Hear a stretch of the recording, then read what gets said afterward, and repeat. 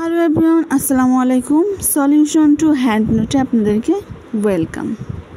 Tips for you,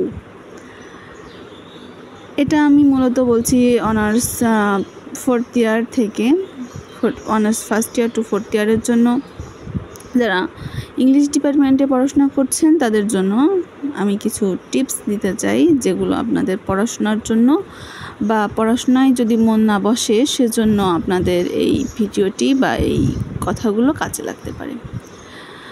আমি আজকে বলবো how to read a text. একটা টেক্সট আপনি কিভাবে পড়বেন বা কিভাবে আপনি আপনার ইংলিশ অনার্সের যে সাবজেক্টগুলো আছে সেগুলো পড়াশোনা করবেন, বা যদি পড়তে না মন বসে সেক্ষেত্রে আপনি কী ধরনের টিপসগুলো আপনি মেনে চলতে পারেন সেই বিষয়ে আমি আপনাদেরকে কিছু কথা বলতে চাই। অনেকেই জিজ্ঞেস করেন কিভাবে পড়া শুরু করবেন, তাই এটা বলছি, এই কথাগুলো আমি বলছি। আমরা যেভাবে পড়ি সেভাবে পড়ার কিছু টিপস আমাদের রয়েছে, চাইলে এগুলো ফলো করা যাবে। আমাদের সবার জন্য এটা আমরা ফলো করতে পারি। অনেকে জিজ্ঞেস করেন যে কোথা থেকে পড়া শুরু করবেন। মূলত এখন আপনারা সবাই বড় হয়ে গিয়েছেন, স্যাররা আসলে তেমন কোনো পড়া দেন না, তাই নিজেকেই বুঝে পড়তে হবে। আপনি যে কোনো একটা সাবজেক্ট দিয়ে পড়া শুরু করলেই হবে। আপনি চাইলে যে কোনো একটা সাবজেক্ট শেষ করে আরেকটা শুরু করতে পারেন, বা প্রথম ইনকোর্স আপনাদের যে ইনকোর্স পরীক্ষাগুলো হয় সেইগুলো যতটুকু আছে সেগুলো দিয়ে প্রত্যেক সাবজেক্ট শুরু করতে পারেন। সেগুলো যতটুকু স্যাররা সেই সাজেশনটা দিয়ে থাকে ততটুকু দিয়েই শুরু করতে পারেন। মোট কথা যার যেভাবে সুবিধা হবে সেভাবে আসলে পড়াগুলো শুরু করতে হবে। তবে একটা রুটিন করে পড়লে ভালো হয়, কেননা সব বিষয়ে সবার কাছে ভালো নাও লাগতে পারে, তাই সবগুলো প্রতিদিন একটু একটু করে পড়লে একঘেয়েমিও আসবে না। ব্যক্তিগত আমার যে মতামত সেটা যদি বলতে হয় তাহলে বলতে হবে যে ড্রামা নভেল দিয়ে আমরা শুরু করতে পারি আমাদের পড়াগুলো। তাহলে আমাদের পড়ার প্রতি একটা আগ্রহ বাড়বে এবং উপভোগ করতে পারবো আমরা আমাদের ইংলিশ অনার্সের সাবজেক্টগুলো। এরপর একটু টাফ সাবজেক্টগুলো like poetry, history of English literature, criticism, linguistic etcetera, এগুলো আমরা আসলে এরপরে এগুলো আমরা পড়তে পারি।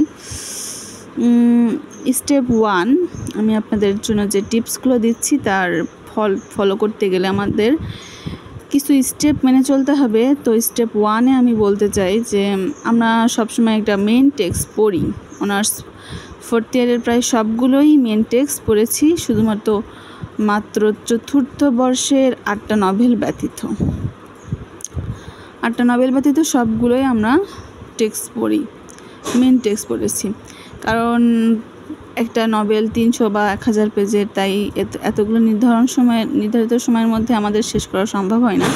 মেন টেক্সট পড়ার সুবিধা হচ্ছে আপনার ব্রিফ প্রশ্ন প্রায় সবগুলোই মোটামুটি অটোমেটিক্যালি মুখস্থ হয়ে যাবে, তাই পরীক্ষায় প্রায় সবগুলো ব্রিফই পারা যায়।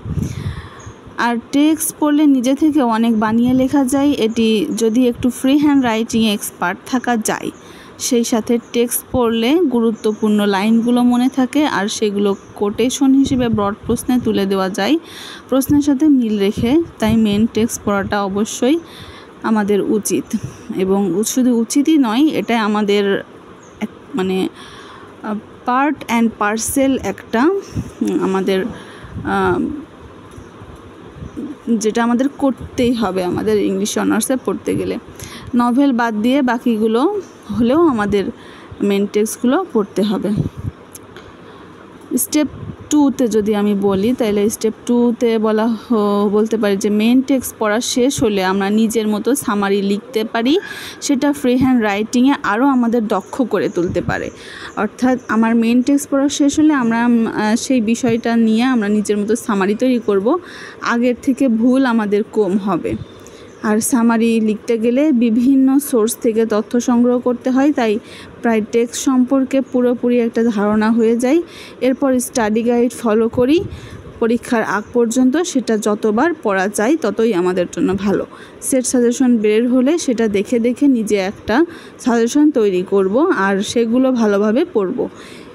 এরপর সেই সাবজেক্টগুলো কঠিন লাগে সেটার প্রশ্নগুলো নোট করতে হবে। যেই সাবজেক্টগুলো আমাদের কঠিন লাগবে সেইগুলো থেকে আমাদের প্রশ্ন নোট করতে হবে।